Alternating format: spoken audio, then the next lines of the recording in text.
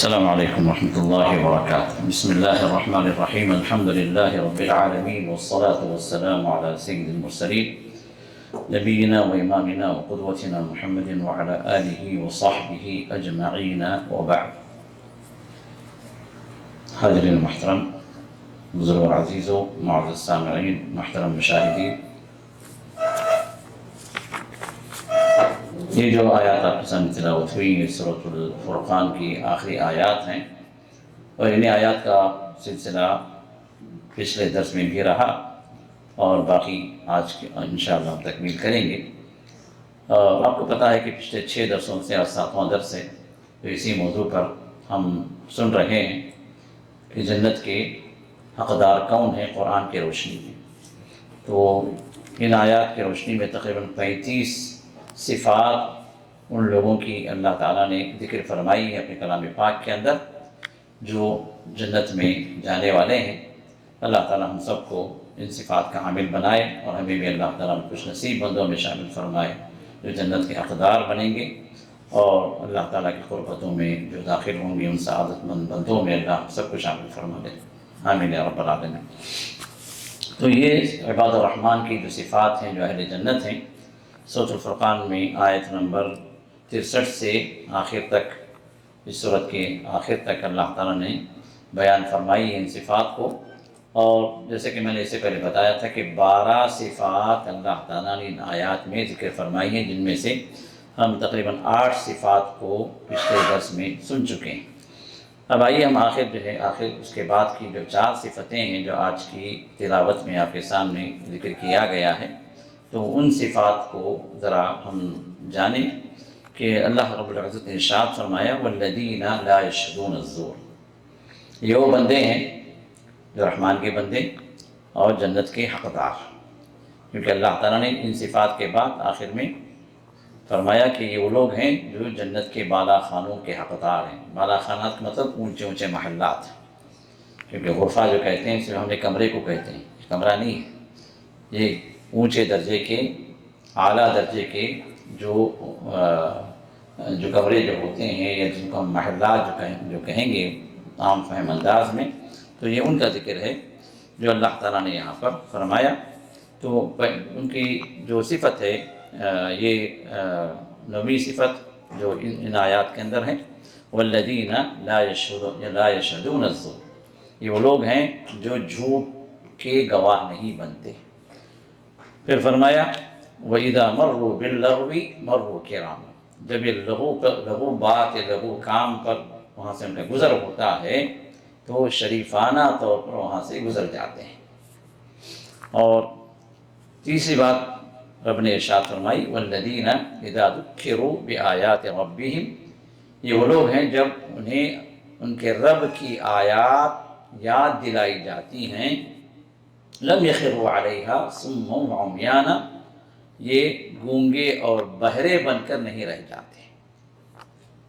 پھر آخری صفت ان آیات کے اندر 4تھی صفت بیان کی گئی، اور آیات کے اعتبار سے یہ 12ویں صفت ہے، جس میں اللہ نے فرمایا والذین یقولون، یہ وہ لوگ ہیں جو دعا کرتے ہیں، اپنے رب سے التجا کرتے ہیں، ربنا ہب لنا من ازواجنا، اے ہمارے رب تو ہمیں عطا فرما ہماری بیویوں سے، اگر بیویاں دعا کر رہے ہیں تو ہماری شوہروں سے ہمیں عطا فرما، وذریاتنا، اور ہماری اولاد سے بھی تو ہمیں عطا فرما، قرۃ اعین، آنکھوں کی ٹھنڈک تو ہمیں نصیب فرما، وجعلنا للمتقین اماما، اور ہمیں متقیوں کا پیشوا بنا، متقیوں کے لیے ہمیں امام بنا، رول ماڈل بنا ان کے لیے۔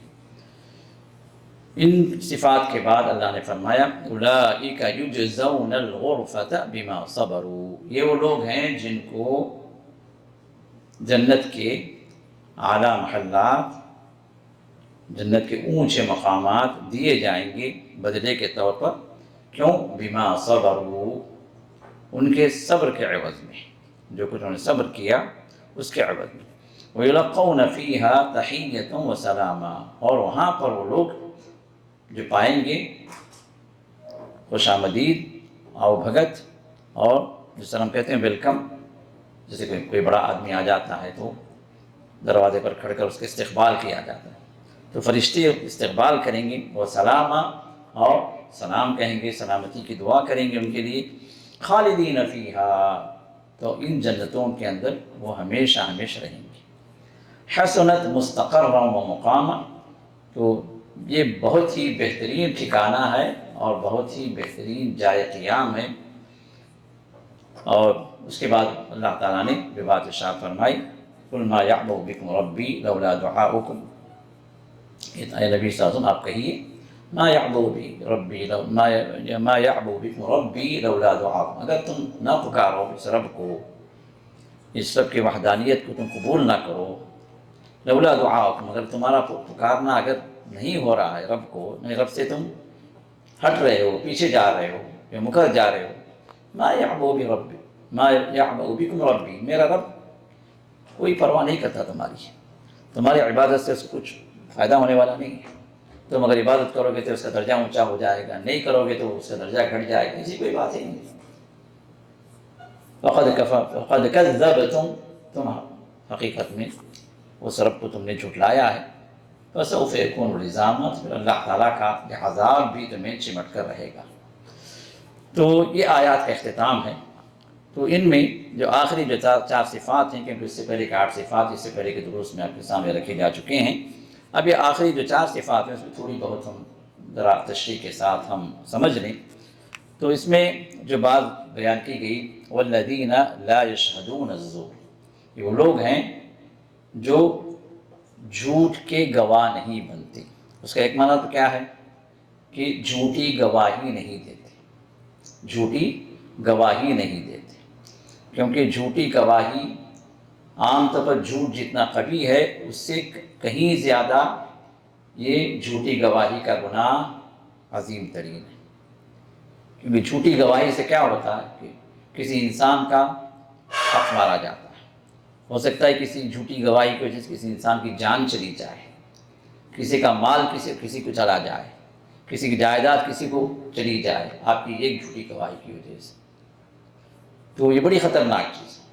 تو رسول اللہ صلی اللہ علیہ وسلم سے ایک مرتبہ پوچھا گیا کہ بڑے گناہ کیا ہیں، تو آپ نے فرمایا،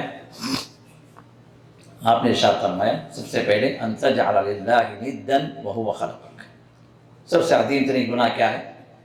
اللہ کے ساتھ شرک کرنا۔ تو فرمایا کہ اللہ تعالیٰ کے ہم سر تم کسی کو ٹھہرا دو، اللہ کے ساتھ کسی کو تم شریک کرو، جبکہ وہ اللہ وہی اکیلا خالق ہے تمہارا، کسی نے کچھ نہیں پیدا کیا۔ کائنات کے اندر جن کو بھی بلایا جاتا ہے، چاہے وہ داتا ہوں یا دیوتا ہوں، داتا ہوں مسلمانوں کے، دیوتا ہوں غیر مسلموں کے، جس کو بھی بلایا جاتا ہے کسی کے پاس حق تخلیق نہیں ہے، کسی نے کچھ پیدا کیا،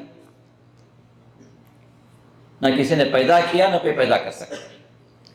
اسی وجہ سے اللہ تعالیٰ ایک مقام پر ارشاد فرماتے ہیں ارونی ماذا خلقوا، تو ہمیں تو یہ تو بتاؤ کہ جن کو تم پکارتے ہو انہوں نے کیا پیدا کیا، کوئی چیز پیدا کی انہوں نے؟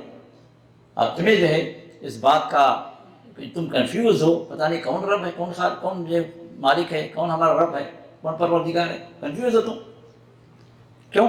اس لیے کہ انہوں نے بھی کچھ پیدا کیا اور یہ اللہ نے بھی کچھ پیدا کیا ہے، کچھ جو طاقتیں ان کے پاس بھی ہیں، کچھ ان کے پاس بھی ہیں، تخلیق، صفت تخلیق ان کے پاس بھی ہے کیا؟ تم مانتے ہو کہ طاقتیں ان کے پاس ہے، ٹھیک ہے تمہاری خام خیال ہے، لیکن یہ تو بتاؤ کہ ان کا کریشن کیا ہے، انہوں نے کیا پیدا کیا؟ تو جس نے پیدا کیا وہی رب ہے، اور جو حقیقی رب ہے وہی معبود ہے۔ اللہ تعالیٰ کس طرح اسٹیپ بائی اسٹیپ سمجھاتے ہیں۔ تو یہاں پر بھی یہ بات ذکر کی گئی کہ رسول اللہ صلی اللہ علیہ وسلم نے پہلا سب سے بڑا گناہ، عظیم ترین گناہ کیا ہے؟ ان تجعل للہ ندا، کہ تم اللہ تعالیٰ کے ساتھ کسی کو ہمسر ٹھہرا دو، اس کی ذات میں، اس کی صفات میں، اس کے اختیارات میں، اس کی عبادتوں میں تم کسی کو شریک کرو، جبکہ اللہ کون ہے؟ وَهُوَ خَلَقَكَ، کہ وہ اللہ وہ ہے جس نے تمہیں پیدا کیا، تم کو جس رب نے پیدا کیا وہی معبود ہے، وہی تمہاری عبادتوں کا حقیقی حقدار ہے، سچا معبود ہے۔ اس کے سوا جو بھی ہیں وہ اللہ کے ساتھ تم ان کو شریک کر رہے ہو جو باطل ہے۔ تو یہ پہلا گناہ۔ پھر فرمایا وعقوق الوالدین، دوسرا گناہ کیا ہے؟ والدین کی نافرمانی کرنا۔ اللہ تعالیٰ رب ہونے کے اعتبار سے اپنا حق پہلے بیان کیا، اس کے بعد مخلوق میں جس کا عظیم ترین حق ہے عمومی طور پر وہ کون ہے؟ ہمارے والدین. یعنی یہ چیز کیا ہے؟ شخصی طور پر ہے. ورنہ عمومی طور پر کیا ہے؟ مخلوق میں سب سے بڑا حق کس کا ہے؟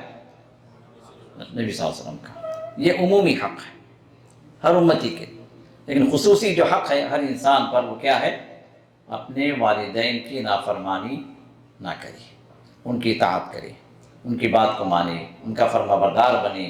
ان کو جو ہے یہاں تک اللہ نے فرمایا کہ لا تقل لهما اف، اگر کچھ کہیں تم سے تو آپ انہیں جواب دینے کے بجائے، جواب دینا تو درکنار، کچھ الٹا دے کچھ بولنا درکنار، صرف اپنے آپ میں بھی اگر آپ اف کہیں، کیا کچھ نہیں بول رہے ان کو، لیکن آپ کے احساسات اس کا جو ہے جو آپ کی زبان میں جو کلمہ نکل رہا ہے، کچھ بولے نہیں ان کو، لیکن اتنا کہہ جانا بھی کافی، حالانکہ کچھ بولے نہیں. تو اللہ فرماتے ہیں سب سے ادنا ترین جو انسان کا رویہ مخالف طور پر ہو سکتا ہے والدین کے رد عمل کے طور پر، وہ ہے مطلب کیا ہے؟ میں بس ہو گیا سن کر، یا میں نہیں کرنا چاہوں گا، زبردستی کروا رہے ہیں مجھ سے، میں دل سے نہیں مان رہا اس چیز کو. یہ اس کا اظہار ہے. سلف صالحین فرماتے ہیں، مفسرین فرماتے ہیں کہ اگر اف سے بھی کم تر کوئی درجہ اگر ہوتا تو اللہ تعالیٰ اس کلمے کا استعمال کرتا. یہ سب سے ادنا ترین لفظ ہے جو والدین کی نافرمانی میں انسان بول سکتا ہے، کر سکتا ہے.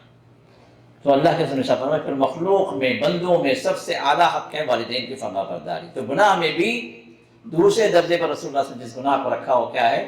والدین کی نافرمانی، چاہے وہ والد ہوں چاہے والدہ ہوں. بعض لوگ ماں کی بات مان لیتے ہیں، والد کی بات نہیں مانتے. بعض لوگ والد کی بات مان لیتے ہیں کیونکہ جو ہے وہ سرپرست ہے یا کہ اسٹرکٹ ہے یا کیا پر سختی کرنے والا ہے. نہ مانیں گے تو پھر آپ کے لیے جو ہو سکتا ہے جیب خرچ نہ ملے، نہ مانے تو ہو سکتا ہے جو ہے آپ کی جو ہے آپ کے جو اخراجات نہ ملے، نہ مانے تو ہو سکتا ہے گھر کے باہر کر دیا جائے. مسائل تو سرخم کر لیتے ہیں، مان لیتے ہیں. ماں بیچاری وہ تو رحیم و شفیق ہے، اس کو کیسے بھی کر کے جو وہ کچھ بھی کر لے، کوئی مسئلہ نہیں اس کے ساتھ نہیں. اسی وجہ سے ماں کا درجہ اللہ نے باپ سے ہی بلند کیا. 3 درجہ ماں کا درجہ اللہ نے بلند کیا ہے، 4تھے درجے پر کس کو رکھا؟ باپ کے اوپر. کس حدیث ثابت ہے؟ رسول اللہ کے پاس ایک صحابی آتے ہیں، پوچھتے ہیں یا رسول اللہ صلی اللہ علیہ وسلم سب سے زیادہ میرے حسن سلوک کے حقدار کون ہیں؟ جن کے ساتھ میں اچھا سلوک کروں، اچھا برتاؤ کروں، جن کی بات مانوں، جن کو خوش کروں، وہ کون ہے؟ آپ نے فرمایا امک، تمہاری والدہ. فرمایا ثم من، پھر اس کے بعد کس کا درجہ آتا ہے؟ کس کو مانوں؟ فرمایا امک، تمہاری والدہ. پھر فرمایا ثم من، پھر اس کے بعد کس کا درجہ ہے؟ فرمایا ثم امک، پھر بھی تمہاری ماں ہے. اب وہ صحابی بھی گئے، چھوڑنے والے نہیں تھے. پھر فرمایا ثم من، پھر اس کے بعد کس کا درجہ ہے؟ آپ نے فرمایا کہ ابوک، تمہارے والد.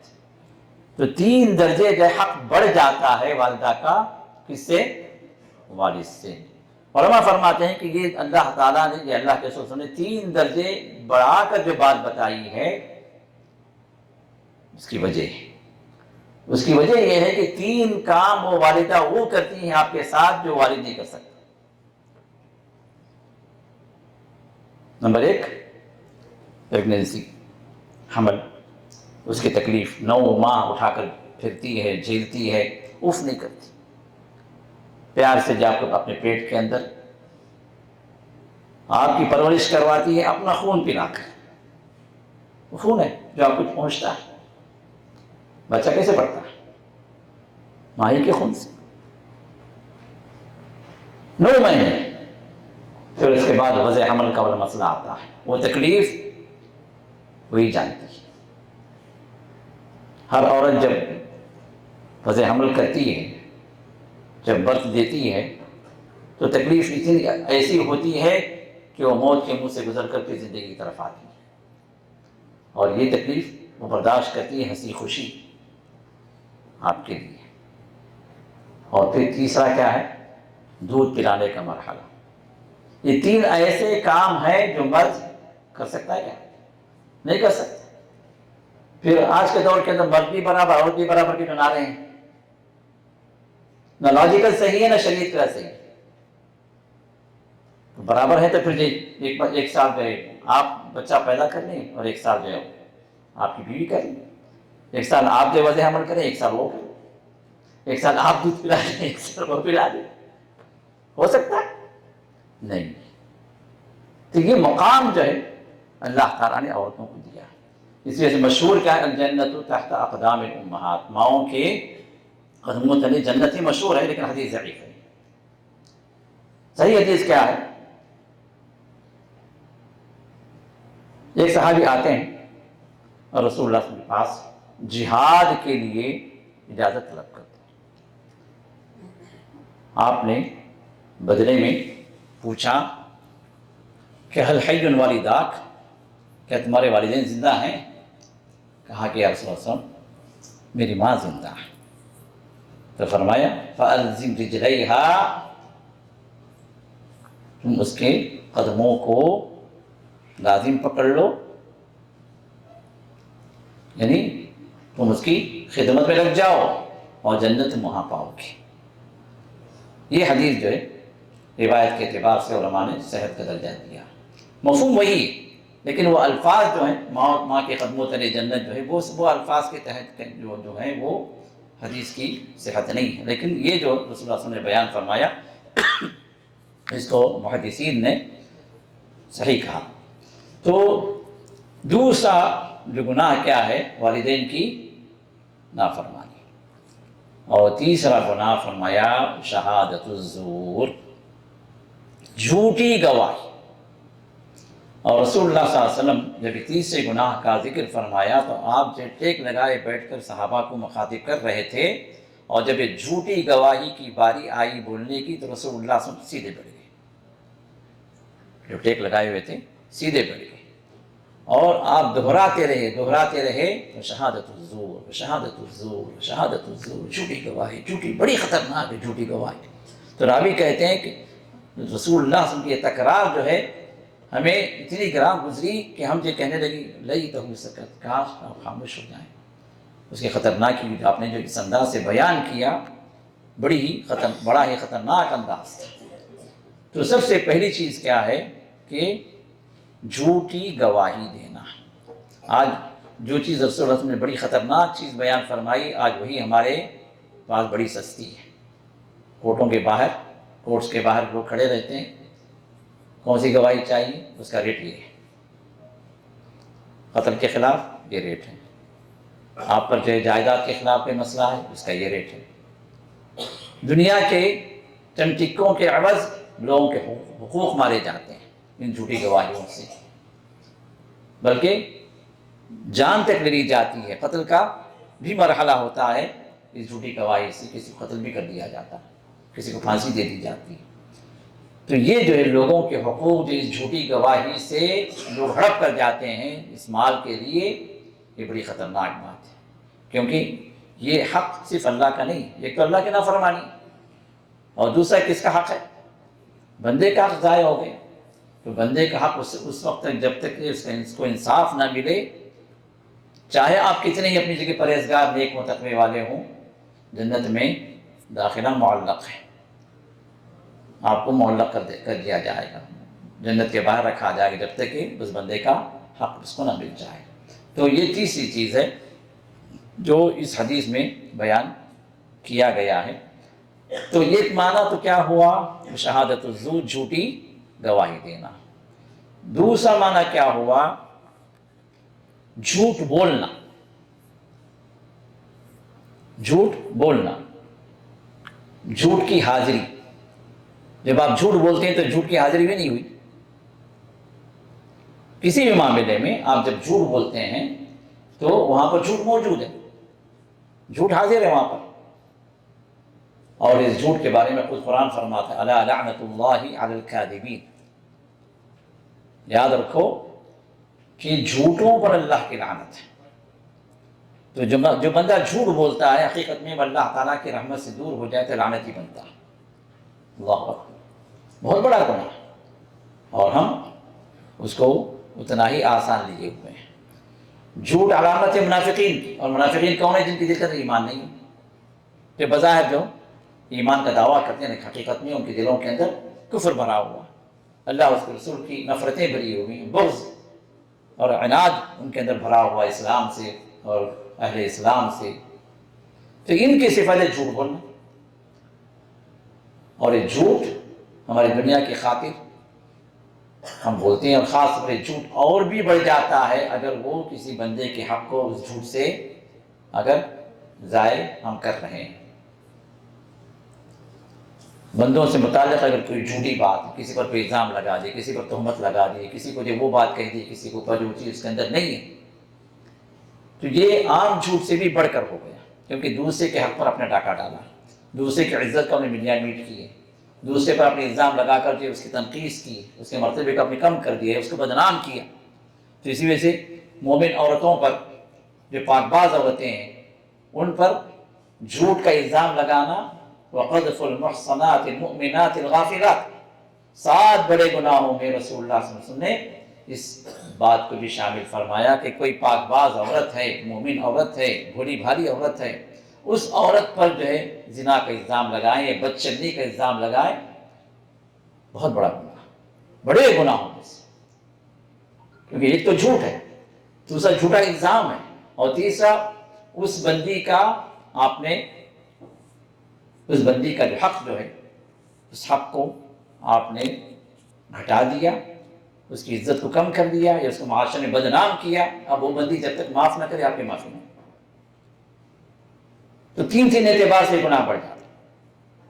اور جھوٹ ہی میں اس سے بھی بڑا گناہ کیا ہے؟ اللہ اس کے رسول پر آپ جھوٹ بولیں۔ وَيَقُولُونَ عَلَى اللَّهِ الْكَذِبَ، یہ وہ لوگ ہوتے ہیں جو اللہ کے خلاف جھوٹ بولتے ہیں، اللہ پر جھوٹ بولتے ہیں، اور اللہ پر جھوٹ بولنا، اللہ کے رسول پر جھوٹ بولنا، دین کا نام لے کر جھوٹ بولنا، یہ ہمارے معاشرے کے اندر ایک عام چیز بن گئی۔ خاص طور پر جو فرقے میں بٹے ہوئے لوگ ہیں، جو صوفی حضرات ہیں، جو پیر حضرات ہیں، اپنے لوگوں کو اپنے ساتھ چمٹائے رکھنے کے لیے ایسی ایسی باتیں کر جاتے ہیں جو دین میں سرے سے ہے ہی نہیں۔ اب ان کو بولتے ہیں قرآن میں اس طرح ہے جی، اللہ نے اس طرح فرمایا ہے جی، حدیث میں یہ بات آئی ہے جی، جھوٹی حدیثیں روایت کرتے ہیں، اور ان کو معلوم بھی ہے کہ حدیث صحیح نہیں ہے، صرف لوگوں کو اپنی طرف کھینچنے کے لیے، اپنے جیب کو بڑھانے کے لیے، اپنی پگڑی کو اونچا کرنے کے لیے، اپنی دنیا کے مفاد کے لیے جھوٹی حدیثیں سناتے ہیں۔ تو اللہ کے رسول کے خلاف جھوٹی حدیث بیان کرنا، یا اللہ کے خلاف کوئی آیت بیان کرے جھوٹا مطلب دے بیان کرنا، یہ جو ہے یہودیوں کی صفت تھی۔ تو یہود جیسے لعنتی بنے، مغضوب علیہم بنے، اللہ کا غصہ، اللہ کی پھٹکار ان پر نازل ہوئی، اسی طرح ان لوگوں پر بھی نازل ہوگی جو اللہ اس کے رسول کے خلاف جھوٹ، جو دین کا نام لے کر جھوٹ پھیلائے۔ اور واٹس ایپ پر ہم دیکھتے ہیں کہ بہت بڑا فتنہ ہے، کوئی بھی جو ہے کوئی حدیث بنا کے بھیج دیتا ہے، آپ کیا سمجھتے ہیں؟ فارورڈ کرو گے، ثواب کا کام ہے، حدیث ہے، تو حدیث کے نام پر کوئی بات آتی ہے، یا قرآن کے آیت کے نام پر کوئی بات آتی ہے، تو ہماری اور آپ کی ذمہ داری بنتی ہے کہ ہم اس کی تحقیق کریں، کیونکہ یہ جھوٹ عام جھوٹ نہیں ہے۔ میرے خلاف آپ نے کوئی جھوٹ بول دیا، بھائی رسول اللہ صاحب اس طرح بتائے، کوئی جھوٹ بول دیا، تو یہ وہ درجہ نہیں ہے جو درجہ اللہ کے رسول نے اس طرح فرمایا، اور حقیقت میں رسول اللہ صلی اللہ علیہ وسلم نے اس طرح نہیں فرمایا۔ آپ نے خود ارشاد فرمایا، من کذب علی متعمدا فلیتبوأ مقعدہ من النار، جو جان بوجھ کر مجھ پر جھوٹ جس نے کہا، وہ اپنا ٹھکانہ جہنم میں بنا دے۔ بڑی جھوٹی باتیں پھیلتی، شعبان سے متعلق کتنی جھوٹی حدیثیں لوگ بیان کرتے چلے جاتے ہیں، 15ویں شعبان سے متعلق کتنے فضائل حدیث کے اعتبار سے لوگ بیان کرتے چلے جاتے ہیں، جبکہ کوئی حدیث ثابت نہیں ہے کہ جو ہے آپ وہاں پر اس رات عبادت کریں یا اس دن کا روزہ رکھیں، کوئی حدیث ثابت نہیں۔ زیادہ زیادہ جو ہے محدثین نے حسن کا درجہ دیا ہے اس ایک روایت کو جس میں کہا گیا کہ اللہ تعالیٰ اپنے بندوں پر جھانکتے ہیں اس رات اور ہر ایک کی مغفرت فرماتے ہیں سوائے وہ جو مشرک ہو، وہ جو ایک دوسرے سے عداوت رکھا ہوا ہو، ایک دوسرے کا دشمن ہو، ایسے بندوں کو اللہ معاف نہیں فرماتے۔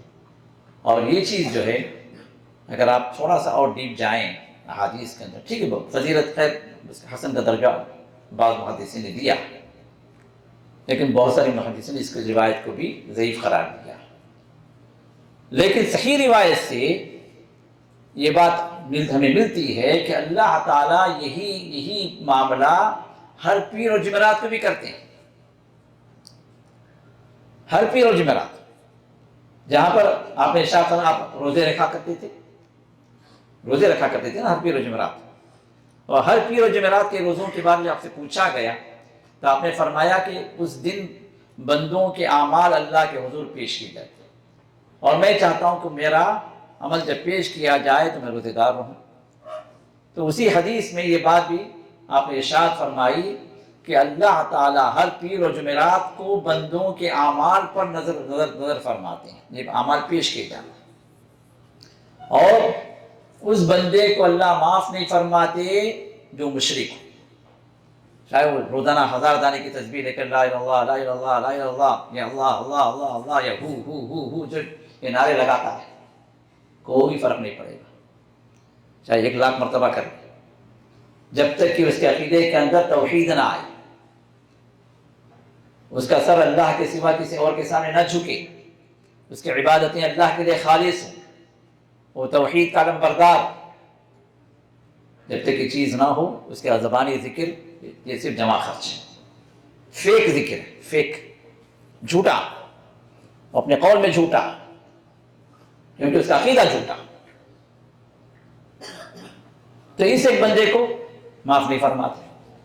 پھر دوسرے وہ 2 بندے جو آپس میں ایک دوسرے سے بغض رکھے ہوئے ہیں، نفرتیں ہیں، دشمنیاں ہیں، اختلافات ہیں، ایک دوسرے سے بات نہیں کرتے، سلام نہیں کرتے، اس کو دیکھتے ہیں تو راستہ کاٹ کے ادھر سے نکل جاتے ہیں، اور ہے کئی لوگ۔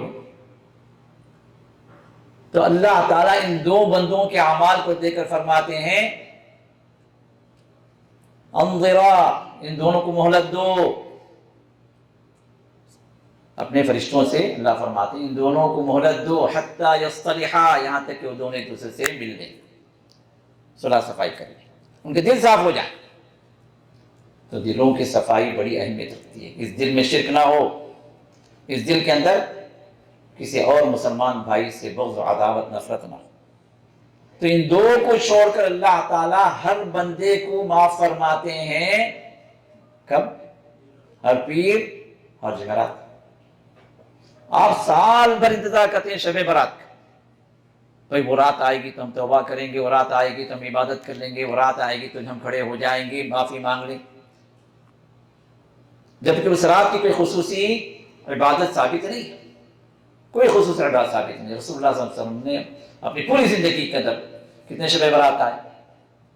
23 شب برات آپ کی نبوت والی زندگی، 40 سال میں نبی بنے نا، اور انتقال کب ہوا؟ 63 سال میں۔ تو 23 سالہ یہ نبوت کا دور، اس کے اندر 23 مرتبہ 15ویں شعبان آئی، اور کسی ایک رات میں بھی رسول اللہ صلی اللہ علیہ وسلم نے 15ویں شعبان کی فضیلت ہے، اس کے لیے کچھ خصوصی عبادت ہے، اس کے لیے آپ رات بھر کھڑے رہے، یا خصوصی آپ نے کوئی نمازیں پڑھی، یا اس دن کا خصوصی روزہ رکھا، یا صحابہ نے اس طرح عمل کیا، کسی ایک حدیث سے بھی ثابت نہیں۔ اب اس رات کی مغفرت کا ذکر آیا ہے، اور یہ ذکر صرف سال میں ایک بار نہیں، ہفتے کے 2 دن پیر و جمعرات کو اللہ تعالیٰ دے رہے ہیں۔ آپ یہ 2 دن اللہ جو دے رہے ہیں وہ تو ہمارے ذہن سے غافل ہو گئے، اور ہم پکڑے رہے وہ 15ویں شعبان۔ کیوں میری بات؟ اللہ تعالیٰ ہر پیر و جمعرات کو موقع دے رہا ہے، موقع ملا تو روزے رکھ لیجیے، نہیں ملا تو کم سے کم 3 دن کے روزے رکھ لیں، تاکہ جو ہے آپ کو اللہ تعالیٰ مہینے بھر کا اجر عطا کرے۔ اس طرح کوئی انسان اگر مہینے کے 3 دن کوئی بھی 13 14 15 ضروری نہیں ہے، 13 14 15 کا موقع نہ ملے تو مہینے کے 3 روزے آپ رکھیں، صرف جمعے کو چھوڑ کر۔ جمعہ اگر رکھیں گے تو ایک دن آگے پیچھے ملا۔ اجر کیا ہے؟ زندگی بھر آپ روزے دار، اور کیا چاہیے؟ 3 روزوں کے بدلے میں اللہ 30 روزوں کا اجر عطا فرماتے ہیں۔ ہر مہینے کے 3 روزے آپ کو زندگی بھر روزے دار بنا دے رہے ہیں۔ بہت بڑا اجر، بہت بڑی جو ہے اللہ تعالیٰ کی توفیق ہے، جس کو بھی مل جائے۔ تو بات جو رکی ہے وہ کیا ہے؟ جھوٹ کہنا۔ تو جھوٹ کا کہنا خود ایک خطرناک گناہ ہے، اور وہ جھوٹ جو اللہ اس رسول کے خلاف بولا جائے اور دین کی باتیں جھوٹی پھیلائی جائیں، یہ بڑی خطرناک باتیں ہیں۔ یہاں تک کہ اگر دیکھا جائے تو رسول اللہ صلی اللہ علیہ وسلم کے نام پر کئی جگہ ہمارے ملکوں کے اندر آثار کھولے جاتے ہیں۔ آثار شریف ہے آئی ہے، اور آثار شریف میں کیا ہے؟ منہ مبارک کہتے ہیں رسول اللہ صلی اللہ علیہ وسلم کا، آپ کا مقدس بال، یہ بال بتاتے ہیں کھولے وہ مسجدوں میں یا کہیں پر جو آثار خانہ جو کہا جاتا ہے وہاں پر جو ہے، آپ کے حیدرآباد وغیرہ میں جگہ جگہ ہے یہ چیز، اور بھی جگہوں پر بھی، اور بھی سٹیز کے اندر موجود ہے، انڈیا پاکستان بنگلہ دیش کے اندر یہ چیز ہے۔ اب یہ کہتے ہیں کہ بھائی یہ آثار مبارک ہے، ٹھیک ہے بھائی، کس کا بال؟ رسول اللہ کا بال ہے۔ کہاں؟ اس کے اندر یہ موم کے اندر لپٹا ہوا ہے، اس کو جو ہے پانی میں خود میرے بچپن میں دیکھا کرتا تھا بڑی ہی عقیدت کے ساتھ جا کے، جب کھولا جاتا تو اب وہ دیکھتے ہیں کہ یہ بال مبارک ہے، یہ مبارک لوگوں کو ہی دکھے گا، سب کو نہیں دکھے گا۔ یہ تو وہی ہوا جو بادشاہ کو ننگا لوگوں نے گھما دیا اور کہا کہ یہ نورانی لباس آپ کا ہے، وہی حساب۔ تو میرے بچپن میں دیکھا کہ جو لینس جو ہے نا، جو لینس جو آتا ہے جو باریک چیزوں کو دیکھنے کے لیے، جی ہاں میگنیفائر، وہ کتنا بڑا جو ہے وہ رکھے ہوئے تھے مسجد کے اندر، تو وہ کہتے تھے کہ دیکھو اس سے دیکھو دکھے گا۔ وہ موم کے اندر کہیں درمیان میں کوئی ایک بال رکھ دیتے تھے، موم کو لپیٹ دیتے تھے، اب وہ بال دیکھنا جو ہے ایک شرف سمجھایا جاتا تھا۔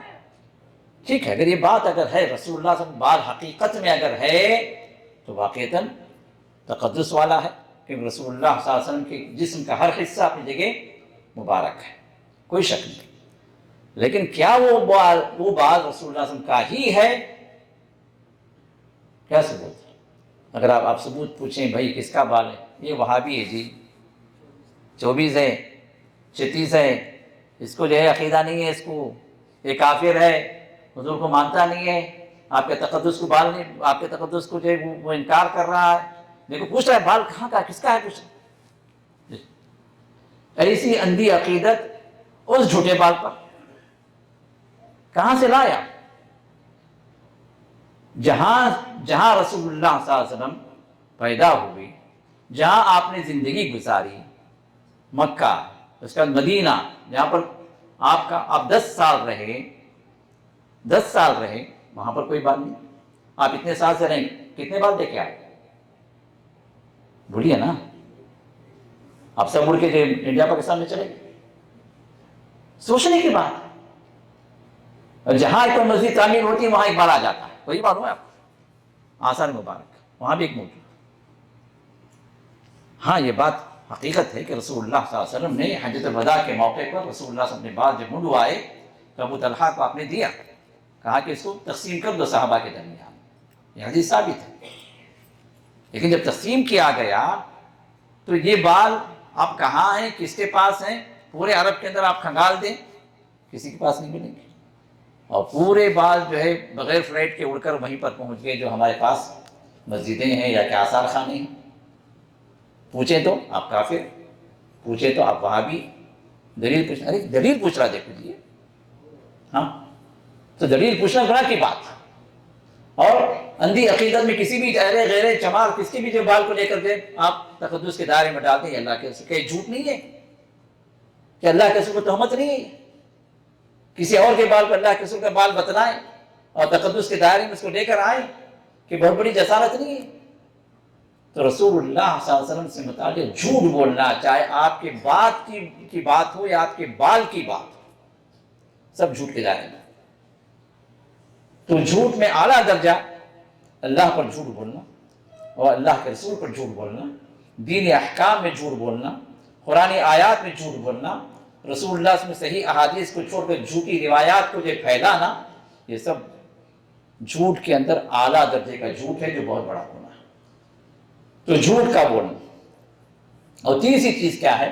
شہادت الزور، جھوٹ میں حاضری۔ جہاں جھوٹ ہو یا جھوٹی بات ہو یا جھوٹا کام ہو، وہاں پر آپ کا حاضر رہنا یہ بھی شامل ہے۔ اب جتنی فلمیں آپ دیکھ رہے ہیں یا جتنے ڈرامہ دیکھ رہے ہیں، کیا یہ حقیقت ہے؟ ہم یار آپ کو معلوم سب ایکٹرز جھوٹے ہیں، وہ پوری فلم جھوٹ پر ہی بنی ہے۔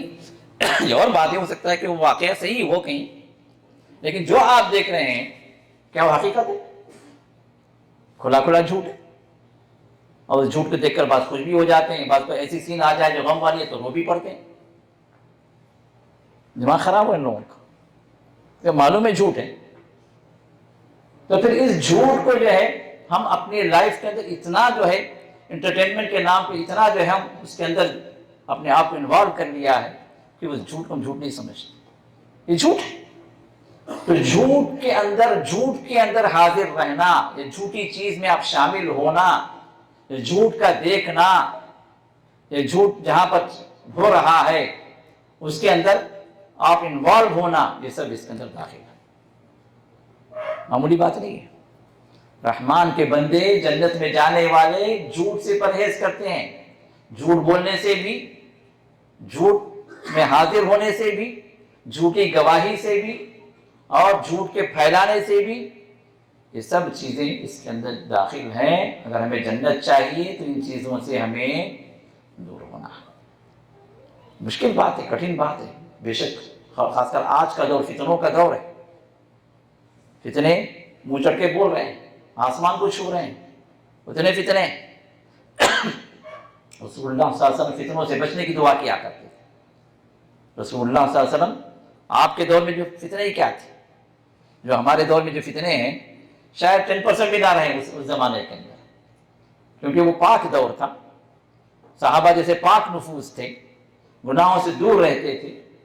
کوئی ایک گناہ کسی سے، ہزاروں میں یہ کسی سے سزا تک ہو جاتا تو اللہ کے رسول پر دوڑے چلے آتے، فرماتے کہ اللہ کے رسول مجھ سے گناہ ہو گیا، کیا ہے کفارہ اس کا، مجھے پاک کرے۔ ایک عورت قبیلے جوہینہ کی زنا سرزد ہو گیا، شیطانی بہکاوا، زنا ہو گیا، چاہے تو شفا لے سکتی تھی، اللہ تعالیٰ سے مغفرت مانگ کر مسئلہ ختم کر سکتی تھی، لیکن ایمان کی طاقت ان کے اتنی تھی کہ اس گناہ کا بوجھ وہ ان کو بےقرار کر رکھا تھا۔ اللہ کے رسول کے پاس آئی امرأہ غامدیہ، جو ہے نا کہ نہیں غامدیہ، اور قبیلہ غامدیہ آ کر کہتی ہیں یا رسول اللہ صلی اللہ علیہ وسلم مجھ سے گناہ سرزد ہو گیا، مجھے پاک کیجیے۔ اور ساتھ میں اس نے یہ بھی بتایا میں اس گناہ سے حاملہ بھی ہوں۔ آپ نے اس عورت کو ٹالنے کے لیے کہا کہ جاؤ اللہ سے معافی مانگو، اور جب یہ بچہ پیدا ہو جائے تو پھر آؤ۔ عورت جاتی، پھر 9-10 مہینے کے بعد جب وہ بچہ پیدا ہوتا ہے تو وہ اپنے گود میں وہ بچہ لیے ہوئے اللہ کے رسول پر تشریف لاتے، کہتے ہیں یا رسول اللہ میں وہ عورت ہوں جس سے پہلے آئی تھی، آپ نے مجھے واپس کر دیا تھا کہ حمل کے بعد آؤ، میں پھر آئی ہوں، اے اللہ کے رسول مجھ سے گناہ سرزد ہوا، مجھے پاک کیجیے۔ رسول اللہ فرماتے ہیں ابھی تو بچہ محتاج ہے تمہارے دودھ کا، تم جاؤ، جب بچہ روٹی کھانے لگے 2 سال کے بعد پھر تب لے آنا۔ اللہ کے رسول ٹال رہے ہیں، جاؤ اللہ سے معافی مانگو۔ لیکن وہ عورت اتنی مصر تھی پاک ہونے کے لیے اس گناہ سے تاکہ آخرت میں عذاب نہ ہو، کیونکہ دنیا میں جس پر حد جاری کر دی جاتی ہے اللہ تعالیٰ اس کو قیامت میں اس کا سوال نہیں کریں گے۔ احادیث سے یہ بات ثابت ہے۔ تو وہی چاہتی تھی کہ دنیا کے اندر میں عذاب جھیل لوں، یہ سزا جھیل لوں، تاکہ آخرت میں اللہ تعالیٰ مجھے نہ پکڑے۔ تو یہ خوف تھا، یہ ایمان کی بلندی تھی۔ 2 سال کے بعد وہ بچہ چلنے کے لائق ہو گیا، تو رسول اللہ کے پاس آتی ہیں اس بچے کے ہاتھ میں روٹی کا ٹکڑا دے کر کہتی ہیں یا رسول اللہ دیکھ لیجیے، اب یہ بچہ روٹی کھانے لگا ہے، مجھ پر ڈیپینڈ نہیں ہے، مجھے پاکی سے۔ واہ اکبر! یہ ایمان کی روشنی تھی، یہ قوتیں تھیں ایمان کی۔ ایک گناہ ہو گیا، بہت سارے لوگوں سے ہوتا ہے، صحابہ بھی انسان تھے، صحابیات بھی انسان تھے۔ پھر رسول اللہ صلی اللہ علیہ وسلم نے ان پر حج جاری کرنے کا حکم دیا، اس بچے کو کسی کفالت میں دے دیا، پھر حج جاری کی۔ اب صحابہ کے جمع غفیر میں 1 لاکھ صحابہ میں سے 1-2 واقعات اس طرح کے ہوئے، اور آج یہ فتنہ، زنا کا فتنہ ہر گھر کے اندر اللہ حفاظت فرمائے، ہر نوجوان لڑکا اور لڑکی کا ایسا ماحول بناؤ، ہر کالج کے اندر، ہر ہائی سکولز کے اندر اتنے زنا کے مواقع پھیلا دیے جاتے ہیں، بہت ہی بچنا مشکل ہے ہمارے بچوں کو، کیونکہ ماحول اس طرح۔ تو فتنے بڑھ گئے۔ رسول اللہ نے ارشاد فرمایا کہ ایک دور وہ آئے گا قیامت سے پہلے کہ فتنوں کا سیلاب، فتنے مسلسل گرتے جائیں گے، جس طرح بارش کی لڑی، بارش جس طرح گرتی ہے اس طرح یہ فتنے گریں گے۔ اور آج کا دور نہیں ہے، رسول اللہ صلی اللہ علیہ وسلم کے اپنے دور میں رسول اللہ صلی اللہ علیہ وسلم فتنوں سے بچنے سے اللہ کی پناہ مانگتے تھے۔ آپ فرمایا کرتے تھے فتنوں سے بچنے کے لیے، اللہم انی اعوذ بک من الفتن ما ظہر منها وما بطن۔ بڑی ہی اچھی دعا ہے فتنوں سے بچنے کے لیے، چھوٹی سی دعا، اللہم انی اعوذ بک من الفتن، اے اللہ میں تیری پناہ چاہتا ہوں فتنوں سے، تو مجھے بچا لے، کیونکہ فتنے آتے بھی ہیں تیرے حکم سے، تو میں بچ پاؤں گا تیرے حکم سے، تو مجھے بچا لے۔ ما ظہر منها وما بطن، جو فتنے دکھنے میں آتے ہیں ان سے بھی تو بچا لے، جو فتنے چھپے ہوئے دکھنے میں نہیں آتے ان سے بھی تو بچا لے۔ ہاتھ اور پیر کے فتنے، ظاہری حالات کے فتنے یہ تو دکھتے ہیں، دلوں کے فتنے جو چھپے ہوئے ہیں کسی کو نہیں پتا، لیکن اللہ کو معلوم ہے۔ تو جو فتنے نظر میں آتے ہیں ان سے بھی تو بچا لے، جو ظاہری فتنے ہیں، جو باطن کے فتنے ہیں، جو چھپے ہوئے فتنے ہیں، اللہ تو ان سے بھی بچا لے۔ تو یہ دعا آج کے دور کے اندر بہت ہی اہم ترین دعا ہے ہم سبوں کے لیے، خود بھی کریں، بچوں کو بھی سکھائیں، کیونکہ بچے بھی اگر ان فتنوں سے اللہ تعالیٰ کی پناہ چاہنے لگیں تو اللہ کے اذن سے، اللہ کے حکم سے انشاءاللہ اللہ تعالیٰ انہیں موجودہ دور کے جو فتنے پھیلے ہوئے ہیں اللہ تعالیٰ ان سے بچائیں گے انشاءاللہ۔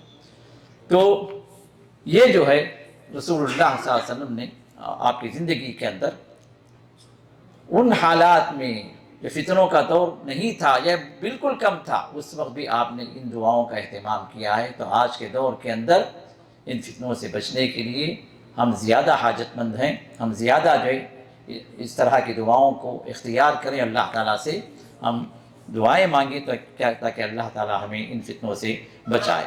تو اس کے بعد کا جو ذکر ہے وہ کیا ہے، وَإِذَا مَرُّوا بِاللَّغْوِ مَرُّوا كِرَامًا، جب لغو کام سے ان کا گزر ہوتا ہے، بیکار سی بات، بیکار کا کام جس کا کوئی فائدہ نہیں ہے، تو کیا ہوتا ہے، شریفانہ چال گزر جاتے ہیں، انہیں اس میں انوالو نہیں ہوتے، وہاں سے آنکھ بند کر کے نکل جاتے ہیں۔ اب لغو کام کیا ہے؟ ہر وہ کام جو بے فائدہ، گناہ کا نہیں ہے، گناہ کا کام تو آ گیا ہمارے سامنے، کیونکہ ہر گناہ کیا ہے، جھوٹ ہے، جھوٹ میں انوالو نہیں ہونا، ہر گناہ کیا ہے، باطل، باطل سے ہمیں دور رہنا ہے۔ اب یہ جو جائز کام ہے لیکن بے فائدہ کام ہے، اس کا کوئی فائدہ نہیں آپ کو، تو وہاں پر یہ کیا کرتے ہیں، ایسے کاموں میں انوالو نہیں ہوتے، وہاں سے ان کا گزر شریفانہ طور پر ہو جاتا ہے۔ مثال کے طور پر سامنے بھی کوئی چیز آ گئی، آپ واٹس ایپ کھولتے ہیں، سامنے کوئی چیز آ گئی، تو اب کیا کرنا ہے، اس کا اور جو ڈھونڈ کے دیکھنا نہیں ہے، وہاں سے اس کو بند کر دینا، ہٹا دینا، تاکہ اللہ تعالیٰ کے اس حکم میں ہم داخل ہو جائیں۔ لغو کام بے فائدہ کام، جس کا کوئی فائدہ نہیں ہے۔ اب یہ کام جو ہے اگر ہم دیکھیں اس کی مثال، ہمارے نیٹ سرفنگ کتنا وقت بیٹھتے ہیں ایک دن کے اندر، واٹس ایپ پہ ہو، فیس بک پہ ہو، ٹویٹر پہ ہو، انسٹاگرام پر ہو، اسنیپ شاٹ پہ ہو، اسنیپ چیٹ پہ ہو۔ ایک دن کے ہمارے 24 گھنٹوں میں 7-8 گھنٹے سوتے ہیں، اور ممکن ہے آپ کے آفس جو 7-8 گھنٹے کی ہو، باقی 8 گھنٹوں کے اندر میرے خیال سے 3-4 گھنٹے تو ہمارے گزرتے ہیں اس سے سوشل میڈیا پر۔ فائدہ کیا ہے اس کا؟ 4 منٹ کا فائدہ بھی نہیں، 4 گھنٹے ہم گزارتے ہیں۔ ابھی 4 گھنٹے جو ہم نے جو گزارا، یہ کس میں گزارا؟ ہو سکتا ہے کوئی گناہ کا کام آپ نے نہیں کیا، لیکن پھر بھی آپ نے جو وقت اپنا برباد کیا، کیا وقت کا حساب نہیں لیا جائے گا؟ وقت کا حساب لیا جائے گا نا، ایک منٹ کا حساب لیا جائے گا۔ مومن کا ہر منٹ قیمتی ہے، ہر لمحہ قیمتی ہے۔ اگر اللہ تعالیٰ کی یاد کے علاوہ کسی اور کام کے اندر گزارتا ہے، اللہ کی اطاعت کے علاوہ کسی اور چیز میں گزارتا ہے، چاہے وہ معصیت نہ ہو، پھر بھی اس کا حساب اسے لیا جائے گا۔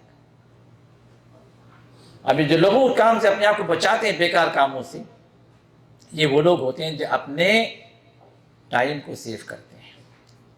سلف صالحین سے جو باتیں مروی ہیں، اب سلف صالحین کے قصے، بزرگان دین کے قصے، صحابہ کے قصے، انبیاء کے قصے پڑھیں، اپنے بچوں کو بھی تعلیم دیں۔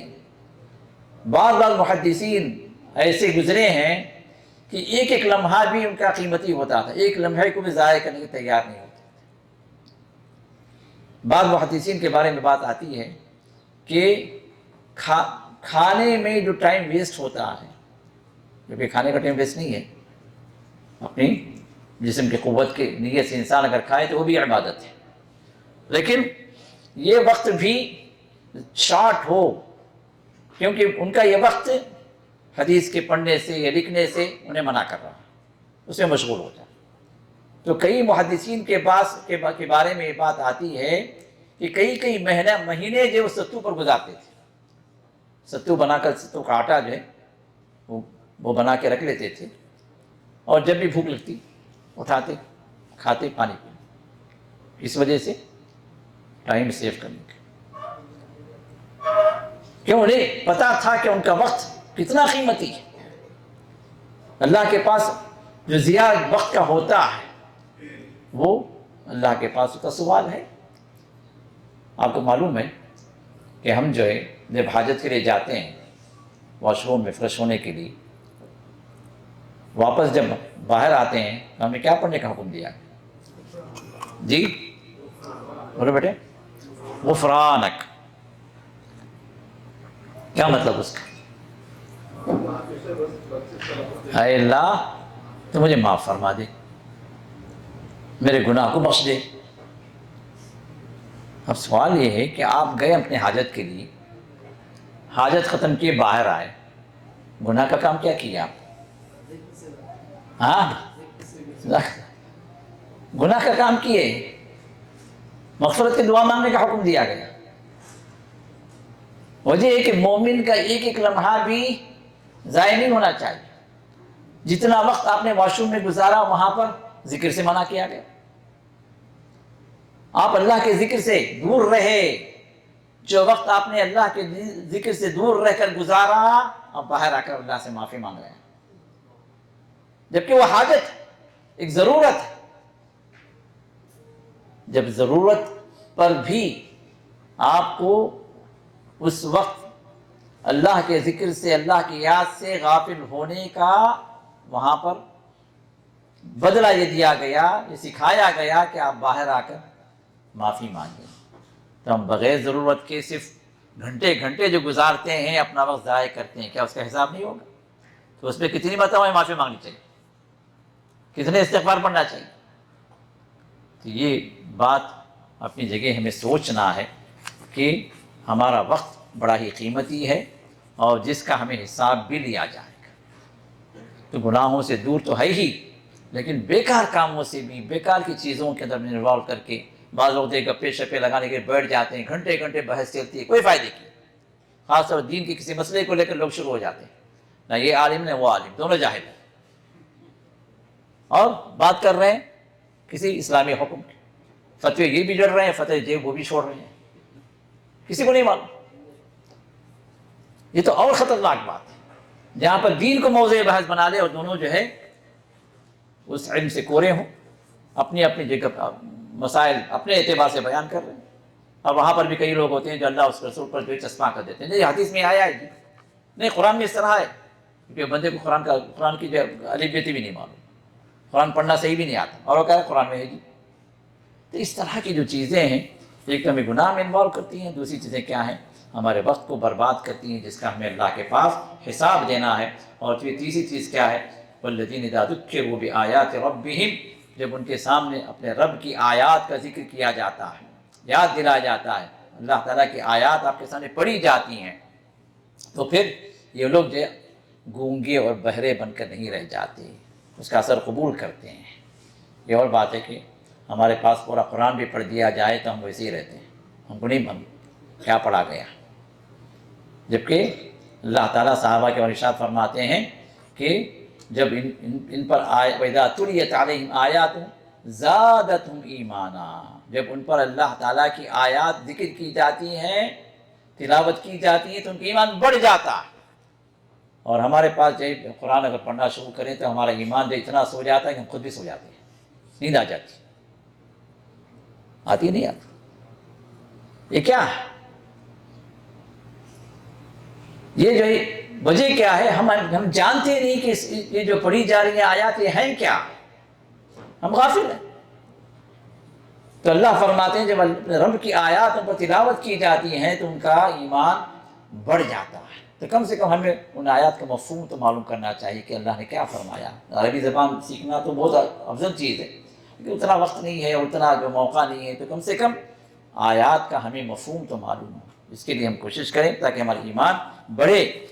اور پھر اس کے بعد آخری بات کیا ہے کہ اپنے ایک دعا تو اوپر سکھائی گئی، ربنا اصرف عنا عذاب جہنم، اور یہاں پر دوسری دعا یہاں پر سکھلائی ہے اللہ تعالیٰ نے کہ یہ وہ بندے ہوتے ہیں جو اللہ تعالیٰ سے التجا کرتے ہیں، رب سے فریاد کرتے ہیں، کیا، ربنا ہب لنا من ازواجنا وذریاتنا قرۃ اعین، اے ہمارے رب تو ہمارے بیویوں سے، اگر بیوی دعا کرے تو ہمارے شوہر سے اور ہماری اولاد سے تو ہمیں آنکھوں کی ٹھنڈک نصیب فرما۔ آنکھوں کی ٹھنڈک کیا ہے؟ آنکھوں کی ٹھنڈک کیا ہے؟ آنکھوں کی ٹھنڈک یہ ہے کہ اگر وہ نیک ہیں، صالح ہیں، اللہ تعالیٰ کے اس رسول کی بات کو ماننے والے ہیں، تو اللہ اس رسول کی بات ماننے والے اپنے والدین کی بات مانتے ہیں، اللہ اس کے رسول کی بات ماننے والے زوجین ایک دوسرے کا حق ادا کرتے ہیں، ایک دوسرے سے پر ظلم نہیں کرتے، ایک دوسرے کی پیٹھ پیچھے خیانت نہیں کرتے، ایک دوسرے کا حق نہیں مارتے، سکون والی زندگی۔ تو اسی وجہ سے رسول اللہ صلی اللہ علیہ وسلم نے فرمایا کہ جب تم نکاح کرو، لوگ تو چار چیزوں کو دیکھ کر نکاح کرتے ہیں، اما لجمالہا ولحسبہا ولمالہا ولدینہا فاظفر بذات الدین تربت یداک۔ لوگ شادی کرتے ہیں عام طور پر عورت کے خاندان کو دیکھ کر، یا اس کے مال کو دیکھ کر، یا اس کی خوبصورتی کو دیکھ کر، یا اس کی دین کو دیکھ کر۔ یہ اوپر کی تین چیزیں جو جس نے بھی کیا وہ اس کے لیے خیر نہیں ہے۔ خیر کس میں ہے؟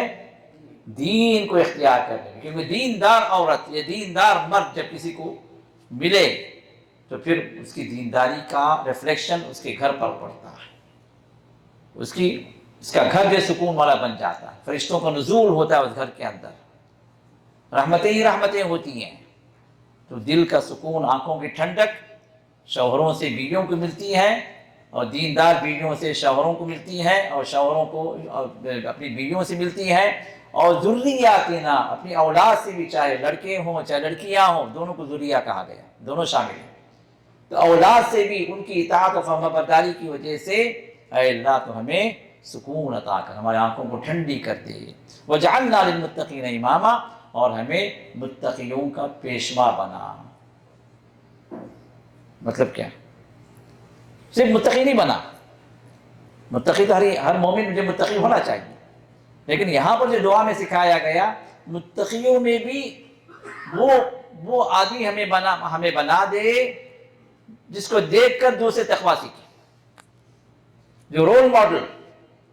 امامہ کا مطلب یہ نہیں کہ مسجد کے امام بنا دے، وہ مطلب نہیں ہے، مطلب ہے کہ متقیوں کا وجعلنا للمتقین اماما، کہ اے اللہ ہمیں متقیوں کا پیشوا بنا، جو متقین ہیں الحمدللہ وہ خود اعلیٰ درجے کے ہیں، اور ان کے لیے بھی رول ماڈل ہمیں بنا دے، مطلب تقوی کا اعلیٰ درجہ ہمیں عطا کرے۔ تو بہت اچھی دعا ہے ہمارے اپنے آپ کو گناہوں سے بچانے کے لیے، تقوی والوں میں داخل کرنے کے لیے اپنے آپ کو ہمیں اس دعا کا انتظام کریں۔ اور آپ کو پتہ ہے کہ جنت کے حقدار ہونے کے لیے بنیادی 2 شرطیں، کون بتائیں گے؟ ایمان اور تقوی۔ تو ایمان اور تقوی جو ہے یہی اصل بنیادیں ہیں ہمیں جنت میں داخل۔ اور یہاں پر یہ دعا بھی جس سے اختتام ہوئی یہ آیات، اس میں بھی کیا ہے؟ ہم اللہ سے کیا مانگ رہے ہیں؟ یا اللہ تو میں صرف متقین ہی نہیں، متقیوں سے بھی آگے متقیوں کا پیشوا ہمیں بنا، کہ متقیوں میں اعلیٰ درجہ ہمارا ہو جائے کہ لوگ ہمیں دیکھ کر جو تقویٰ کیسا ہونا چاہیے، تقوی کے کام کیسے ہونا چاہیے، وہ لوگوں کو معلوم ہو۔ تو اللہ سے دعا ہے کہ اللہ تعالیٰ حقیقت میں ہمیں متقیوں کا پیشوا بننے کی سعادت نصیب فرمائے، ہمیں تقوی والے کاموں کو اللہ تعالیٰ کرنے کی توفیق عطا فرمائے، اور اپنی رحمت سے اللہ تعالیٰ جس طرح اس مبارک مجلس میں جمع فرمایا ہے اللہ تعالیٰ ہم سبوں کو اپنی جنتوں میں جمع فرمائے۔ جو حاضر ہیں، جو سن رہے ہیں، جو سنیں گے، جو دیکھیں گے، اللہ تعالیٰ ان سبوں کو اللہ تعالیٰ ہمارے ساتھ جنتوں میں داخل فرمائے، اور ہمارے والدین کو، ہمارے ازواج کو، اور ہمارے اولاد کو، اور ہمارے دوست احباب کو، رشتہ داروں کو، اللہ ان تمام کو ہمارے ساتھ جنتوں میں اعلیٰ درجات میں جمع فرمائے۔ وآخر دعوانا الحمدللہ رب العالمین۔